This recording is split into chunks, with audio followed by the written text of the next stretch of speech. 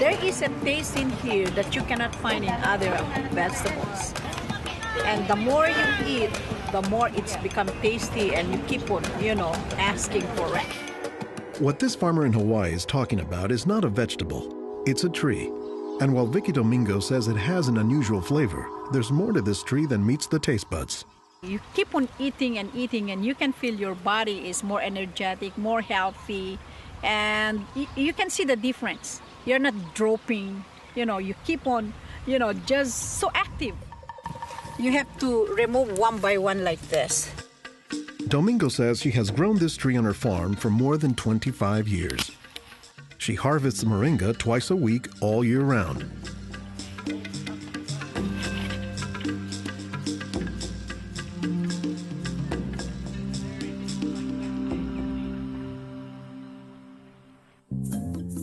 Every week, Domingo sends 1,000 pounds of moringa to the mainland. The rest of it ends up here at a Honolulu farmer's market, where most of her customers have eaten it their entire lives.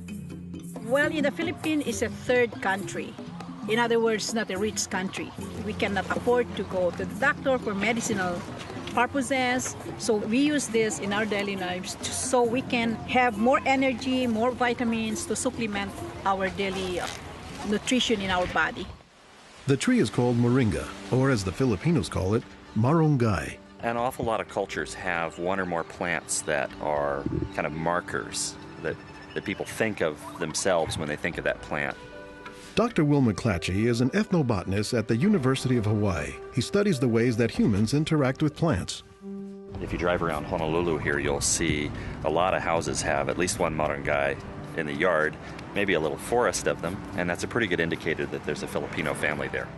Jokingly, we say it our Filipino banner, which is our Filipino flag. Once you see this, that means all Filipino stays there. Domingo says there are many nutritional and medicinal uses for moringa. All parts of the tree are usable, from the roots to the stem, to the leaves, to the flowers, and to the pod. The roots, you can use that as a tea. And then the trunk, you can scrape it, squeeze it, get the juice, put in your cut skin, and your skin will heal. Some of this may be folktale, but some cultures have used moringa as a medicinal plant for thousands of years. McClatchy says moringa is worthy of its reputation as a tree with unusual nutritional properties. Thank you. Moringa is one of these trees that is a multi-purpose plant that fulfills such a high percentage of kind of basic needs that when people get used to using it, they really can't see what it's like to live without it. And many cultures don't. Today, moringa is used as a remedy and, in essence, a multivitamin in many of the world's warmest regions. Moringa is used widely in Africa and South Asia, and it's been introduced into South America and Central America, where it's also being used. So, this is not just a plant of a single community. We were just talking this morning with one of the owners of this plantation, and he was just telling me how the last time he was here, he had a handful of moringa leaves and that he worked all morning on it and felt great. Dr. Mark Olson is a botanist and a leading expert on moringa. He teaches at Instituto de Biología, Universidad Nacional Autónoma de México in Mexico City. Here, he is visiting a new moringa farm about 2 hours outside the city limits. So they've just planted these here, and soon they'll be nice and big. Olson says that while moringa can grow in places like Mexico or Hawaii, the tree is native to arid subtropical regions, places like Africa and southern India, hot places where moringa has proven its persistence. And this is a plant that really does do extraordinarily well in some of the most difficult areas, in areas that are very hot, areas that are very dry, areas where other things are very difficult to cultivate. Look at the little tuber there. This is one of the reasons it survives so well in dry areas. Also, they're storing lots of water in the wood. So that's one of the reasons this is such a remarkable tree. They don't have particularly deep roots. That's sort of a myth about moringas, that they survive because they have deep roots. No, they're storing water in their roots in their trunk. But moringa, says Olson, does a lot more than just survive, despite the tree's sometimes scraggly appearance. I don't think they're actually the most attractive tree. They're more a tree that you look at and you sort of love the way you love a scruffy friend or a scruffy dog. Because the branches sort of splay here and there, and they get burdened down with huge quantities of fruits on them. And that's actually what makes the tree so remarkable, is that it's such a generous tree. And that's because people have found multiple uses for so much of the tree, including its seeds. They're full of oil. You press the seeds, and then this wonderful aromatic oil comes oozing out, which you can use for cooking, you can use for cosmetics or lubrication or whatever. And the cake, the press cake, the stuff that's left over after pressing the seed, that is what's used for water purification. Water purification, Olson says, is especially useful in developing countries where clean water is hard to come by. But the benefits don't stop there. Some of the things I think are most exciting about moringa is, for example, the high vitamin content. There's a lot of vitamin A in the leaves. And worldwide, that's a problem. A lot of people have problems in development of their eyes because they don't have enough vitamin A. Moringa's vitamin A content, and its content of vitamins in general, has caught the attention of scientists around the world. So I started to read about moringa, and I was absolutely amazed about the richness in nutrients, in many antioxidant compounds, in vitamins. Dr. Monica Marcoux is a pharmacologist who has studied many plants. She has done extensive research on moringa and says it has significant nutritional potency. This subject is one of the topics of her recently published book, Miracle Tree. To me, it was just a natural pathway from my scientific background and my love for trees to writing this exciting book on one of the most exciting and extraordinary trees of our world. Marcoux spends much of her time looking at trees and plants, both as a pharmacologist and as an artist. While Marcoux, the nature photographer, is grabbing shots of plants, Marcoux, the pharmacologist, says she has a bigger concern. We are having an epidemic of cancer and cardiovascular diseases and many other chronic diseases.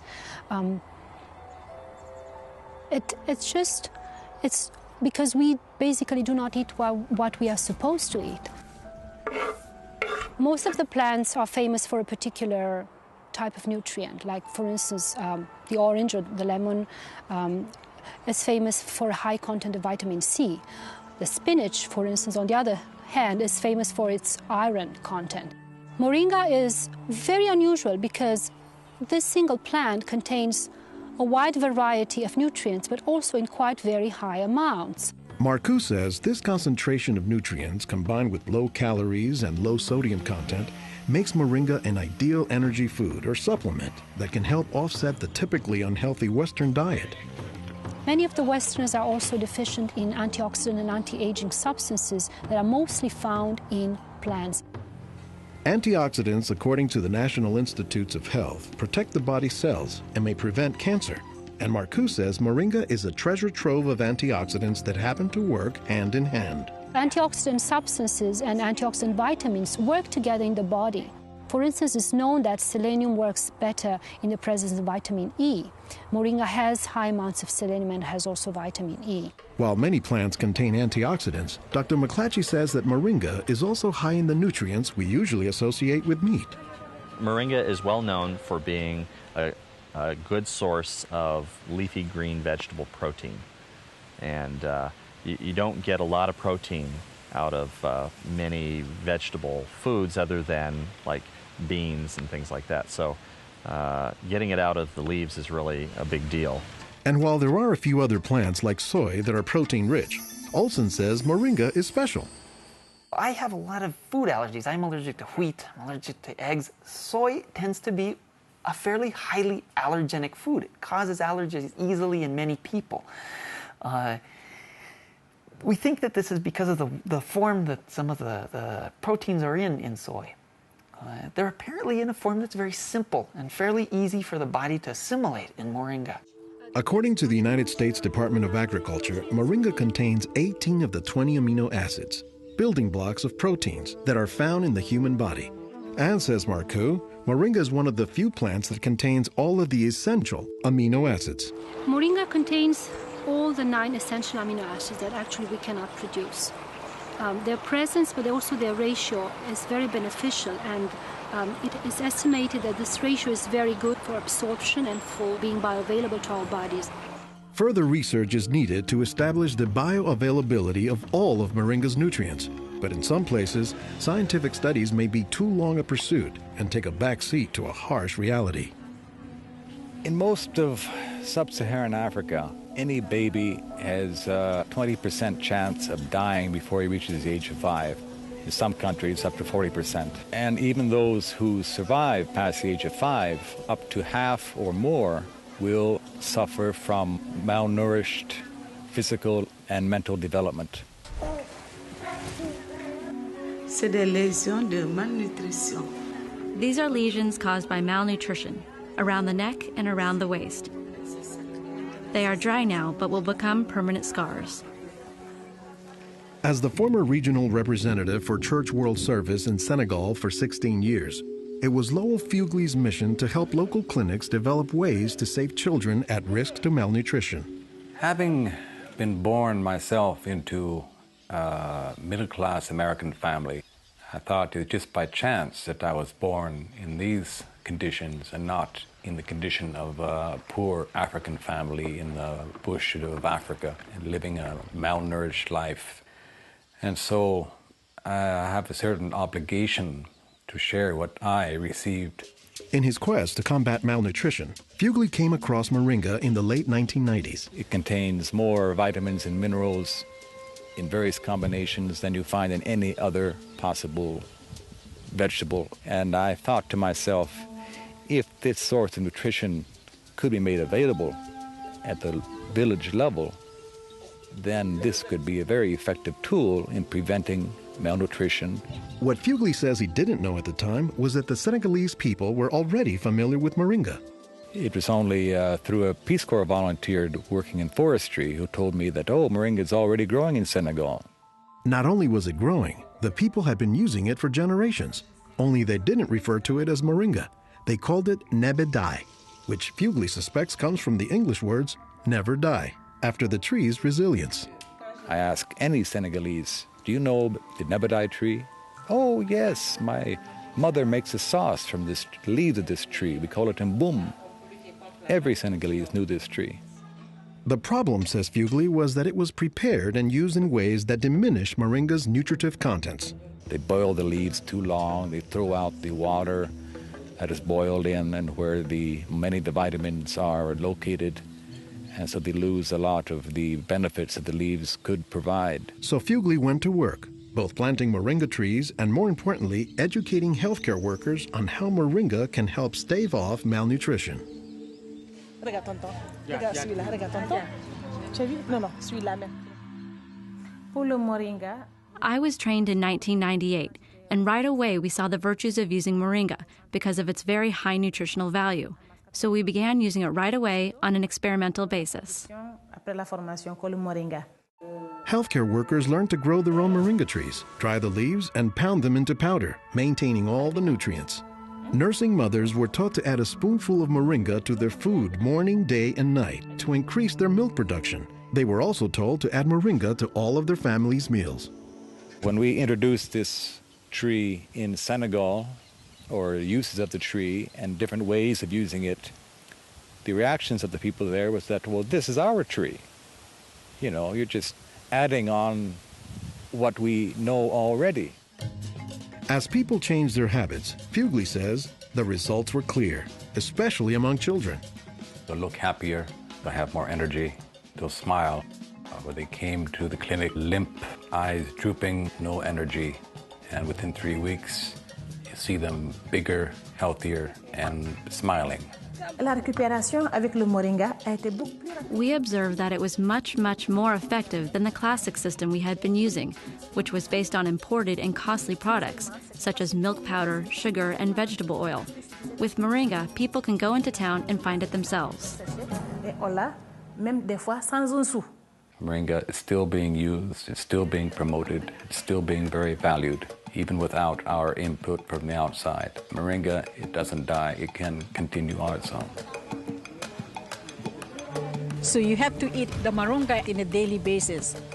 And all their grandkids are eating it every now and then, even my own children, and they are already professionals, and yet they come home and eat it. And while moringa is mostly considered an ethnic food, the trend, says McClatchy, is that more nutritious plants, like moringa, are finding their way into the mainstream. Our diets are pretty bad, although they are improving. But one of the reasons they're improving is because we're starting to adopt more and more of these kinds of plants.